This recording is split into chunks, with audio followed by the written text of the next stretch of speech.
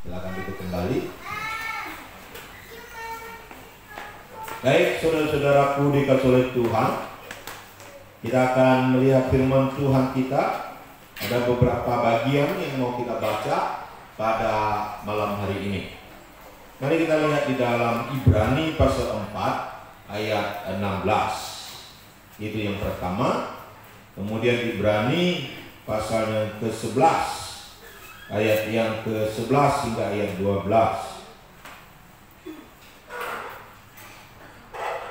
Kemudian 1 Yohanes, kita juga akan membaca 1 Yohanes pasal 4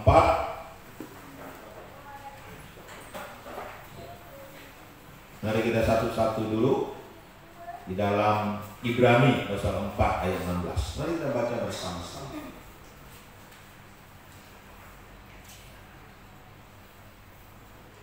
Dari kata sebab 1, 2, 3. Sebab itu marilah kita dengan penuh keberanian menghampiri tata kasih karunia, supaya kita menerima rahmat dan menemukan kasih karunia untuk mendapat pertolongan kita pada waktunya. Kemudian kita lihat lagi dalam Ibrani pasal 11 ayat 11 dan ayat 12. 1, 2, 3. Karena iman ia juga dan Sarah beroleh kekuatan untuk menurunkan anak cucu walaupun usianya sudah lewat, karena ia menganggap dia yang memberikan janji itu setia.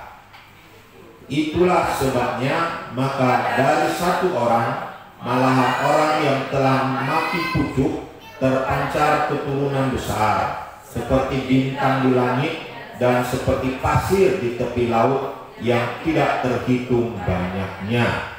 Kemudian 1 Yohanes pasal yang keempat, ya, pasal yang keempat ayat yang ke-16. Ayat yang ke-16 kita baca 1, 2, 3. Kita telah mengenal dan telah percaya akan kasih Allah kepada kita. Allah adalah kasih, dan barang siapa tetap berada di dalam kasih, ia tetap berada di dalam Allah dan Allah di dalam dia. Saudara-saudaraku yang dikasihi oleh Tuhan, hari ini kita belajar bagaimana mendapatkan pertolongan dari Tuhan. Bagaimana caranya supaya kita mendapatkan pertolongan dari Tuhan. Saya yakin dalam seluruh kehidupan kita, dalam pengalaman kita, apalagi kalau kita semakin hari semakin tua dan kita sudah menginjak umur yang lumayan, saya yakin kita akan banyak mengalami persoalan hidup, banyak mengalami masalah-masalah hidup. Dan kadang-kadang masalah-masalah hidup ada yang gampang diatasi, tapi juga kadang-kadang masalah hidup ada yang sulit diatasi. Bahkan kadang-kadang masalah hidup yang mungkin kita sendiri tidak bisa lagi mengatasi masalah itu sendiri, sehingga akhirnya kita mengalami masalah yang besar dalam kehidupan saya dan saudara. Mungkin banyak masalah yang kita hadapi. Nah, saudara-saudaraku yang dikasihi oleh Tuhan, hari ini kita mau belajar bagaimanakah kita memperoleh pertolongan daripada Tuhan. Bagaimanakah caranya kita memperoleh pertolongan daripada Tuhan. Dikatakan di situ di ayat yang ke-16, sebab itu marilah kita dengan penuh keberanian menghampiri tahta kasih karunia, supaya kita menerima rahmat dan menemukan kasih karunia untuk mendapat pertolongan kita pada waktunya.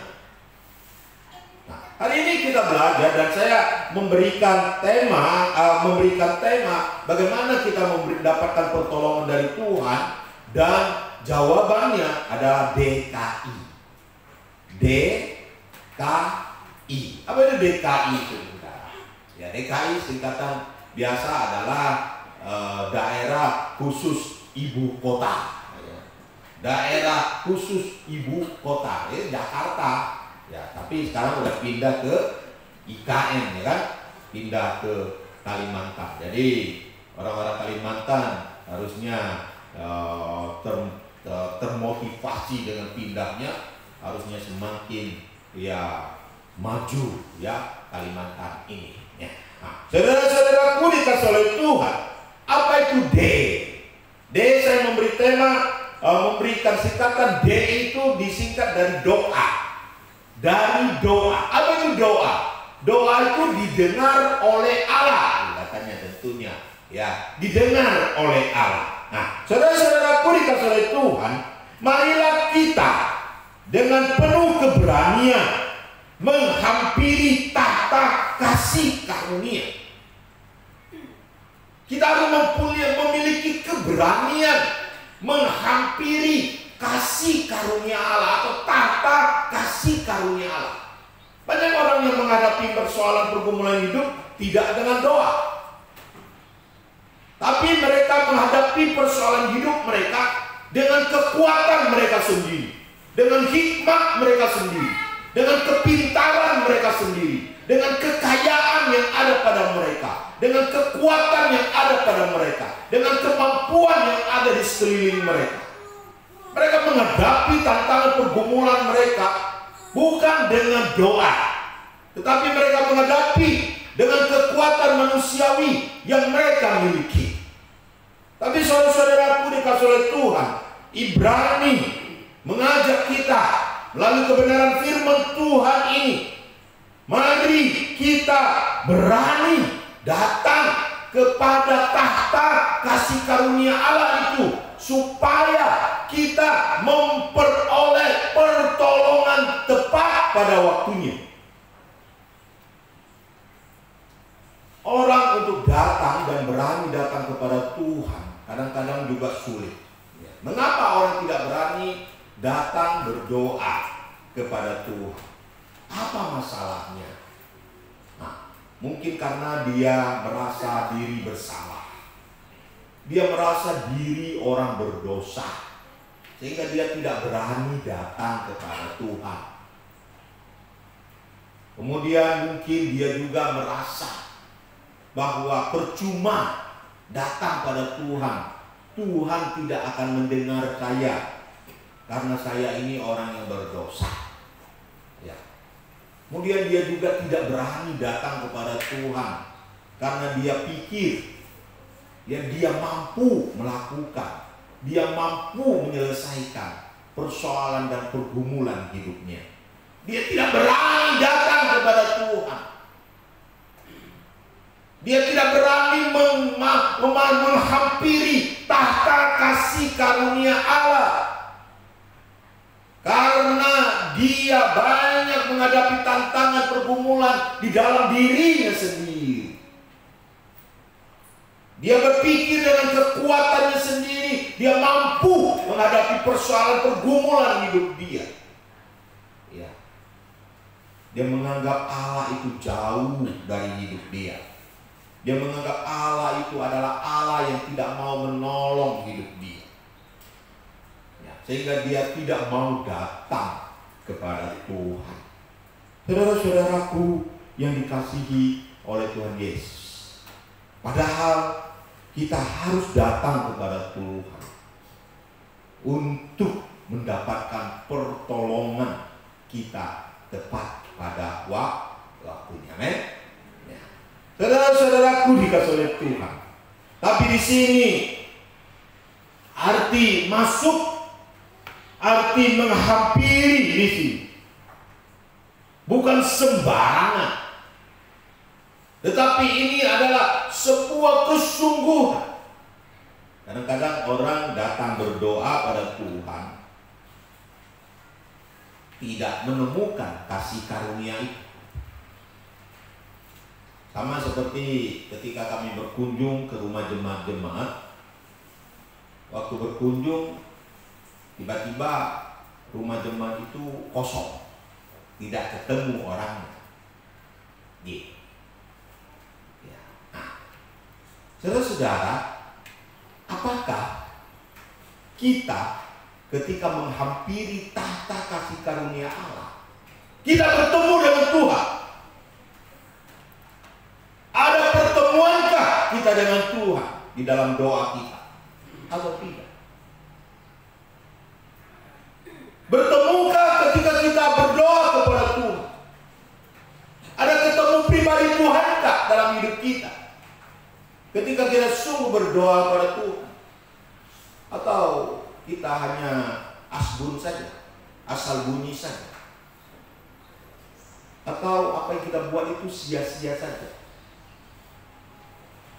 Saudara-saudaraku dikasih oleh Tuhan, ketika kita ingin memperoleh pertolongan Tuhan, kita harus bertemu dengan Tuhan secara pribadi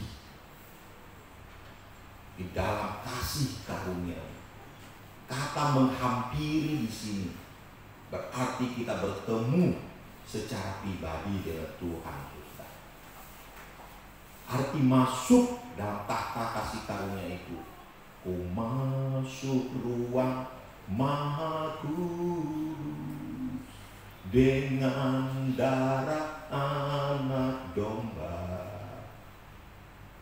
Ku masuk dengan hati tulus menyembah Yang Maha Kuasa.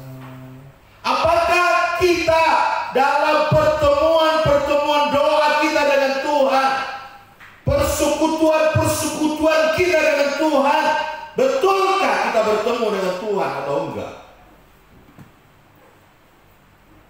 Atau Tuhan memalingkan muka ketika kita bertemu dengan Dia? Kenapa? Karena hidup kita penuh dengan dosa. Karena ketika kita masuk dalam hadirat Tuhan, hati kita, iman kita, hidup kita tidak siap di dalamnya. Sehingga tidak ada terjadi pertemuan yang mesra dengan Tuhan, yang indah dengan Tuhan. Amin. Kita datang dengan kekotoran, kita datang dengan kemunafikan, kita datang dengan ketidaksungguh-sungguhan. Doa itu bukan sekedar asli.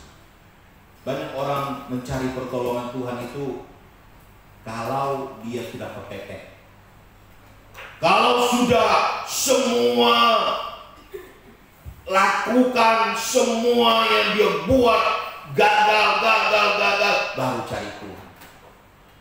Apakah itu doa yang sungguh-sungguh?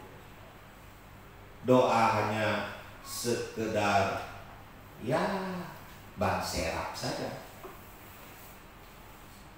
Seharusnya doa itu dimulai, diawali dengan doa, dilakukan dengan doa, dilaksanakan dengan doa, dan diakhiri juga dengan doa. Itulah hidup orang percaya. Saudara-saudaraku dikasihi oleh Tuhan Yesus, DKI, supaya kita mendapatkan pertolongan dari Tuhan, kita harus berdoa dengan sungguh-sungguh kepada Tuhan. Yang kedua, bagaimana kita mendapatkan pertolongan dari Tuhan? Yaitu K itu kasih. Kasih. Di Yohanes pasal 4 ayat yang ke-16 dikatakan, kita telah mengenal dan telah percaya akan kasih Allah kepada kita. Allah adalah kasih, dan barang siapa tetap berada di dalam kasih, ia tetap berada di dalam Allah, dan Allah di dalam dia. Allah adalah kasih, saudara-saudara. Inilah yang jadi problemanya di sini. Kalau kita hidup di dalam kasih, maka Allah hidup di dalam kita. Maka kalau sebelum kita masuk saja dalam hadirat Allah, Allah sudah ada di dalam kita. Karena kita adalah hidup dalam kasih. Tetapi jika kita tidak hidup di dalam kasih, bagaimana kita bisa bertemu dengan Allah? Bagaimana kita bisa menggerakkan kasih Allah di dalam kehidupan saya dan saudara-saudara? Apa itu kasih? Kasih yang pertama adalah kasih kepada Tuhan dulu tentunya. Kasihilah Tuhan Allahmu dengan segenap hatimu, dengan segenap jiwamu, dengan segenap kekuatan. Itu kasih yang pertama yang harus kita lakukan dalam hidup ini. Tetapi jangan lupa, Allah memerintahkan kita untuk mengasihi sesama kita sebagai bukti kita mengasihi Allah. Jadi ini seperti sebuah koin yang ada dua arahnya, ada dua gambar. Kasih kepada Allah, tetapi juga harus kasih kepada sesama. Walaupun dia mungkin tingkatannya lebih tinggi kepada Allah, tetapi nggak boleh diabaikan akan kasih kepada sesama. Saudara, saya pernah dengar cerita dalam Alkitab, perumpamaan dari Tuhan Yesus. Bagaimana Tuhan Yesus berkata, ada seorang raja yang mengampuni orang yang berhutang kepada dia. Dia dilepaskan dari penjara, dilepaskan dari semua tuntutan karena belas kasihan kepada orang ini. Tetapi ketika orang ini keluar, lalu bertemu dengan saudaranya atau temannya yang berhutang kepada dia, lalu orang ini menangkap temannya, meminta bayaran, memukul temannya. Temannya tidak mampu membayar, lalu dia masuki teman itu dalam penjara, seterusnya, dan keluarga. Dan ketika didengar oleh raja, maka raja murka, marah, dan akhirnya menangkap orang ini dan menjatuhkan hukuman yang berat bagi dia.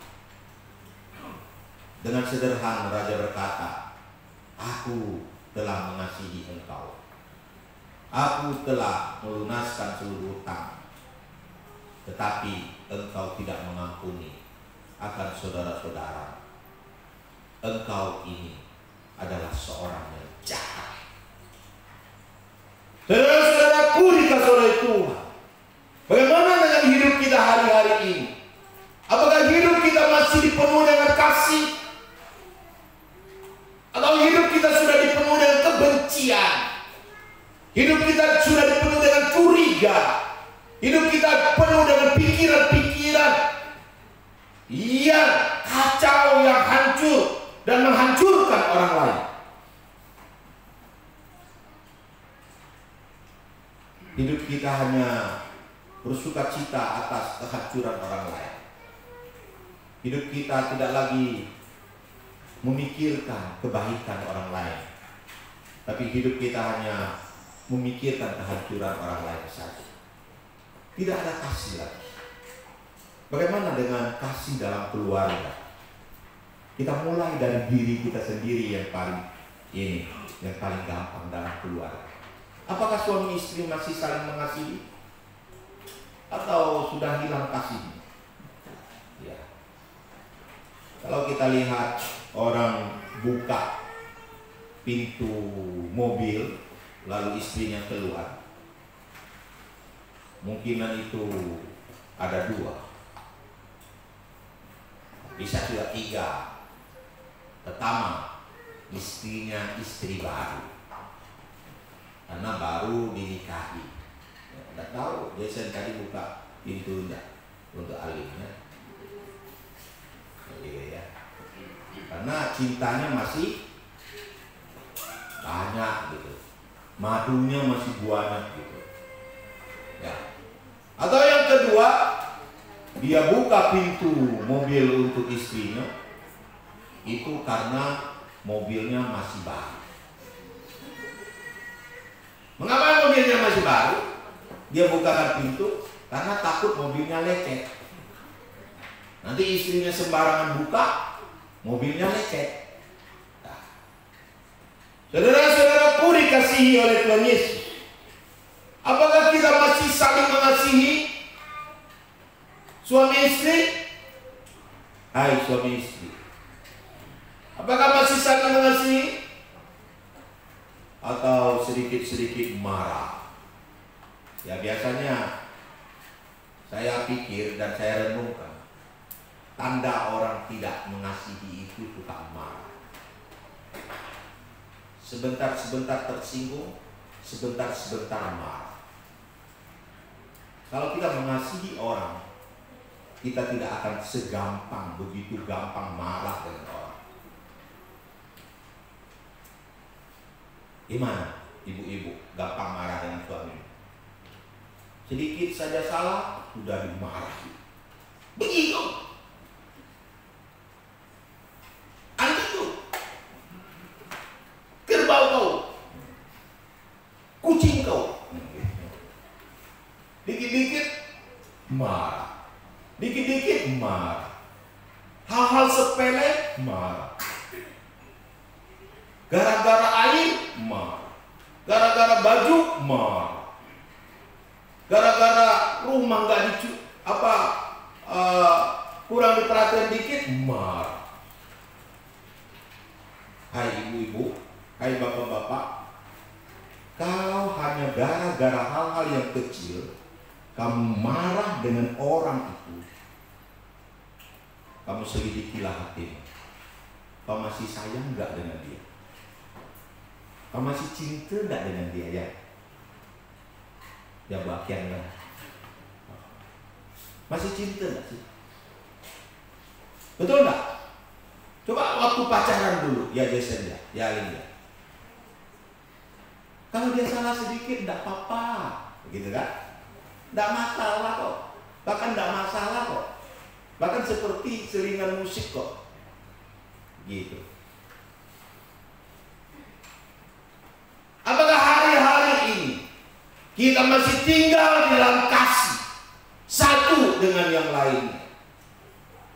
Betul tak? Masih suka ada kerinduan duduk bersama suami istri? Atau udah lu pergi jauh-jauh kau, jangan-jangan kau? Ya dulu waktu pacaran gimana? Maunya deket-deket nak? Betul tak? Ya, maunya deket-deket. Maunya deket-deket aja. Nggak ada yang mau jauh-jauh. Mungkin kasih sudah menipis, kasih sudah terkikis ketika perjalanan waktu. Tidak ada lagi rasa rindu, tidak ada lagi rasa kedekatan. Bagaimana kita dengan teman-teman? Bagaimana kita dengan famili-famili? Bagaimana dengan orang-orang masyarakat kita? Apakah kita masih ada mengasihi mereka, mencintai mereka, menyayangi mereka? Saudara, kalau Bapak Ibu baca di rumah nanti di 1 Yohanes ini, Bapak Ibu akan terkejut. Bagaimana tuntutan kasih? Jika kita melihat seorang saudara kita, mereka kekurangan, sedangkan kita berkelebihan, kita diam, engkau tidak layak, engkau tidak punya kasih. Allah adalah kasih. Kalau engkau tidak memiliki kasih, engkau bukan lahir dari Allah, engkau bukan orang percaya. Sangat mengerikan ketika saya baca 1 Yohanes ini tentang kasih. Tuntutan hidup kita sangat dalam dengan kasih. Apakah hidup kita penuh dengan kedap, penuh dengan kasih, atau penuh dengan kebencian, penuh dengan kemarahan, penuh dengan dendam, sakit hati?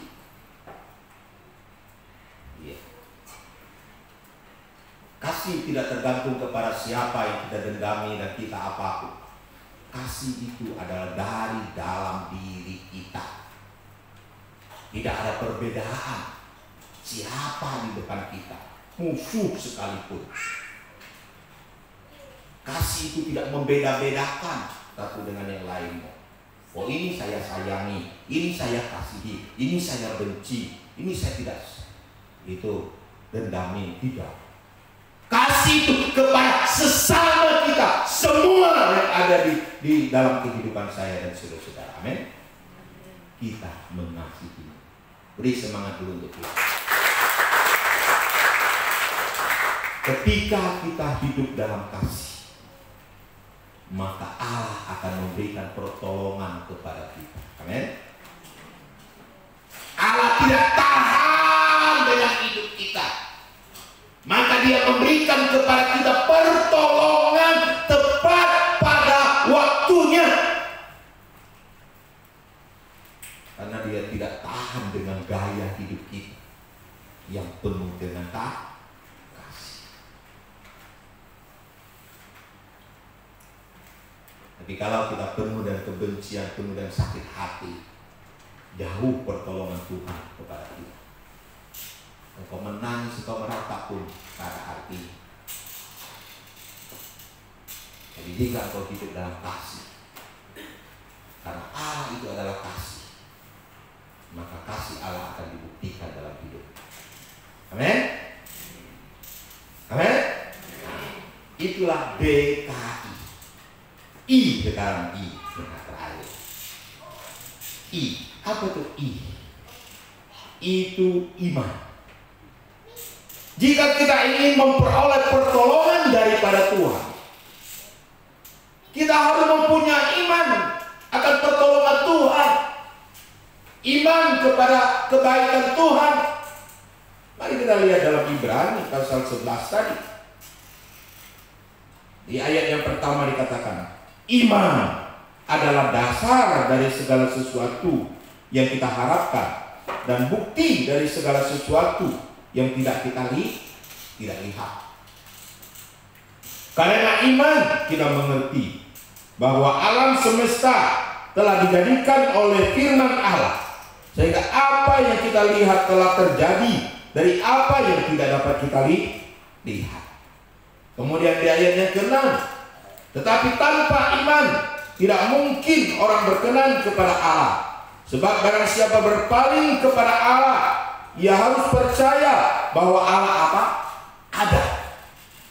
Bahwa Allah itu ada. Bahwa Allah itu ada. Tetapi bukan hanya ada, dan bahwa Allah memberi upah kepada orang yang sungguh-sungguh mencarinya. Allah bukan hanya ada, tapi Allah akan memberi upah kepada orang yang sungguh-sungguh mencarinya. Apakah doa kita sudah didasari dengan iman? Apakah doa kita sungguh-sungguh? Makanya Alkitab berkata, mintalah maka akan diberikan. Tidak cukup minta. Minta itu gambarkan bagaimana seorang pengemis, bagaimana seorang yang meratap. Dan di situ juga pakai present continuous tense, artinya terus menerus. Mintalah, ketoklah. Bagaimana seorang yang mengetok pintu di tengah-tengah malam, sahabatnya yang tidak tahu malu. Mungkin jam-jam 12 orang tengah tidur kita mengetok pintu. Bagaimana? Carilah. Itu sebuah usaha yang sungguh-sungguh. Dan juga Mazmur berkata, barang siapa menabur dengan air mata, dia akan menuai sorak-sorak. Di sini menggambarkan iman yang disertai dengan perbuatan yang sungguh-sungguh dalam berdoa kepada Tuhan. Bukan sembarangan berdoa, tapi sungguh-sungguh berdoa.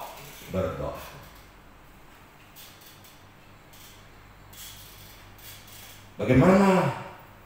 Ada sebuah contoh seorang bapak yang namanya Bapak Abraham bersama dengan Sarah istri. Bapak Abraham sudah tua, ya tua sih masih bisa lah melahirkan anak, ya walaupun sudah susah.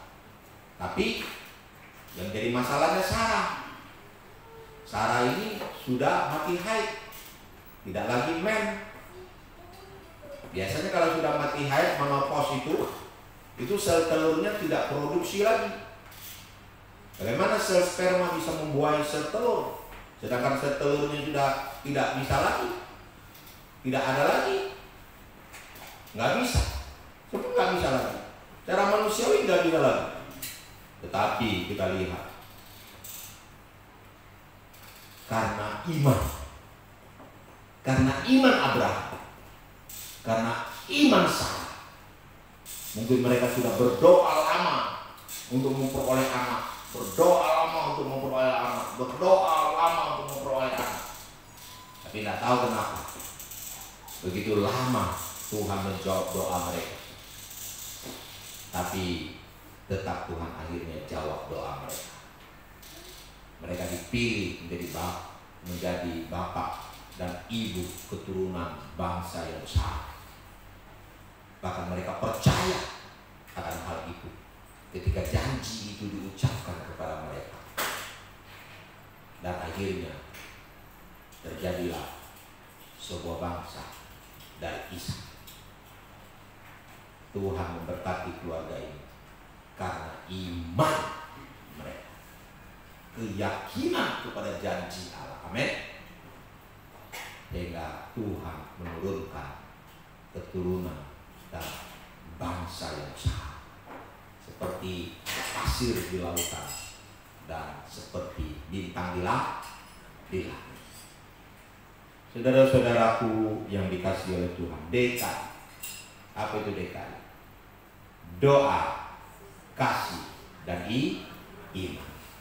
Disitulah dimana Allah akan bekerja, memberkati dan memberi pertolongan kepada kita. Maaf saya sentil sedikit tentang pernikahan. Jason dan Alila, dan maaf. Berita saya dapat dari Pontianak sebelum pernikahan. Terjadi hujan lebat dan hujan badai. Ya, mungkin bukan badai lah, hujan lebat lah. Karena saya punya mata-mata di Pontianak, yaitu anak saya. Ya, Erenika kan, ini baru itu kan, baru di Pontianak. Nah, jadi dia nggak bisa ke kuliah. Hampir 1 hari itu hujan dari pagi sampai malam. Sampai malam sudah. Dan biasanya kalau hujan awal, kan lama tidak hujan nih, lalu tiba-tiba terjadi hujan nih, biasanya itu akan diikuti oleh daerah-daerah lain. Misalnya kalau sudah Pontianak hujan, nanti giliran Tanggau, giliran Ketapang, giliran yang lain akan terjadi seperti begitu. Ya kalau siklus situasi lah, cuaca. Saya mulai berpikir, saya mulai gentar juga. Ini bagaimana nih Jason mau menikah besoknya? Kalau hujan seperti hujan Pontianak, wah, kacau lah acaranya. Ya saya nggak bisa bantu apa-apa sih. Saya juga nggak ngomong gimana-mana. Ya doa saja deh supaya jangan hujan deh. Gitu. Betul. Pagi jalan cuaca bagus, puji Tuhan. Wah, acara pernikahan, pemberkatan nikah berjalan dengan baik. Ya. Sampai mereka ada, Om, kenapa kau tuh lepaskan merpati itu? Ya, lepas merpati di depan kan, orang-orang lihat gitu ya, mereka wah tertarik juga gitu. Udah itu masuk dalam acara resepsi kan, saya diminta ke Borneo untuk mimpin doa dan seterusnya, gitu ya, untuk mimpin doa dan seterusnya. Nah, saya pikir selesai doa jangan pulang, tapi ya di pesan-pesan jangan pulang, jaga aja di sini. Nggak tahu kenapa, ini malaikat jaga kali ya, gitu lah. Ya akhirnya saya jagalah di sana, gitu kan, jaga biar-biarlah. Memang saudara-saudara, ya terjadi hujan, tapi puji Tuhan hujannya bukan di awal. Hujannya tidak tanggung-tanggung, lebat sekali, lebat sekali. Saya keluar, lebat sekali hujannya. Nah, lihat, sampai semua tamu stop datang. Saya temu Pak Ahi udah lambat datang kan? Saya tanya, kenapa Pak Ahi lambat datang? Susah datang, hujan katanya. Punya mobil aja susah datang, hujan. Apalagi nggak punya mobil ya. Berarti hujan ini memang hujan lebat sekali. Tetapi puji Tuhan, memang hujan itu hanya sejenak saja. Ada rencana hujan itu supaya orangnya jangan terlalu membludak datang. Gitu. Karena nggak tahu datang dari mana, kata Bu Ana membludak, Bu Ana tadi ngomong datang. Gitu. Ya, sehingga ada jeda untuk mengatur tamu. Karena sewaktu saya keluar, tamu itu sudah ada yang duduk di lantai makan, gitu. Aduh, membludak, nggak tahu dari mana tamunya datang terbang. Gitu. Tapi puji Tuhan, hujan itu reda juga. Yang saya pikir kalau hujan itu dimulai dari awal, sebelum acara mulai, gimana itu ceritanya? Menjadi sebuah cerita sedih bagi keluarga besar kan? Tapi kita anak Tuhan, Tuhan jaga dan Tuhan berkati. Amin. Beri semangat dulu. Saudara-saudaraku yang dikasihi oleh Tuhan, itulah salah satu contoh pertolongan Tuhan tepat pada waktunya. Karena DKI, ya kan? Karena DKI. Ya. Keluarga ini terkenal dengan doa. Keluarga ini terkenal dengan kasih. Keluarga ini terkenal dengan iman. Amin. Tuhan memberkati kita semua. Amin. Baik, mari kita bangkit berdiri, kita berdoa.